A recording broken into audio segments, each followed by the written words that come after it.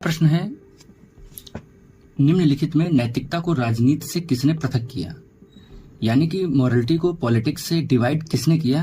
प्रश्न ये पूछा गया है। पहला विकल्प है अरस्तु, दूसरा विकल्प है मैकियावेली और तीसरा विकल्प है हॉब्स और चौथा विकल्प है जॉन लॉक।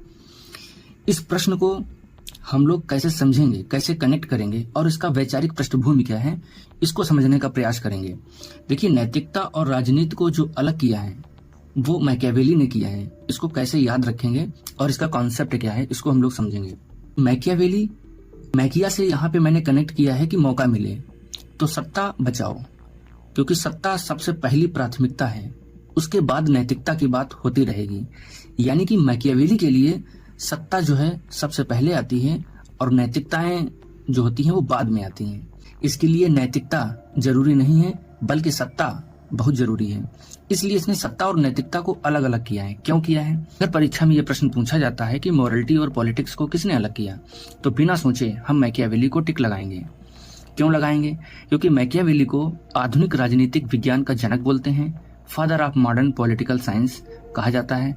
और इसने अपनी पुस्तक द प्रिंस में बताया है कि राजनीति का उद्देश्य राज्य की सुरक्षा और सत्ता को बनाए रखना है। इसलिए कहा जाता है कि मैकियावेली ने राजनीति को नैतिकता से अलग कर दिया। ठीक है, अब इस ऑप्शन में एरिस्टोटल क्यों नहीं है?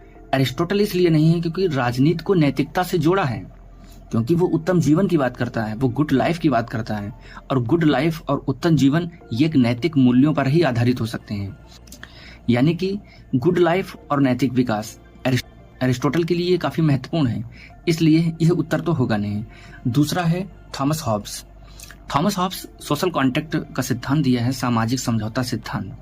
इसका उद्देश्य है अराजकता से बचने के लिए एक शक्तिशाली राज्य की स्थापना करना, लेकिन पूरी तरीके से इसने नैतिकता को अलग नहीं किया है। क्यों? हॉब्स एक बहुत बड़ा व्यक्तिवादी है, जो कि वेपर महोदय ने कहा है, क्योंकि वो आत्मरक्षा के अधिकार को काफी महत्वपूर्ण मानता है। इसलिए थॉमस हॉब्स भी इसका आंसर नहीं होगा। जॉन लॉक की बात करें तो जॉन लॉक महोदय ने भी सामाजिक समझौता सिद्धांत दिया है, लेकिन वो प्राकृतिक अधिकार जिसमें वो जीवन के अधिकार, स्वतंत्रता का अधिकार, संपत्ति के अधिकार तथा सीमित सरकार का समर्थन करता है। सीमित सरकार का समर्थन करेगा यानी कि वो कहीं ना कहीं मोरल इथिक्स की बात करेगा। ठीक है, वो कहीं ना कहीं नैतिक नियमों से राज्य को बांध देगा, वो सीमित कर देगा। इसलिए लॉक जो है इसका उत्तर नहीं होगा। इसका सही आंसर जो है वो मैकियावेली होगा।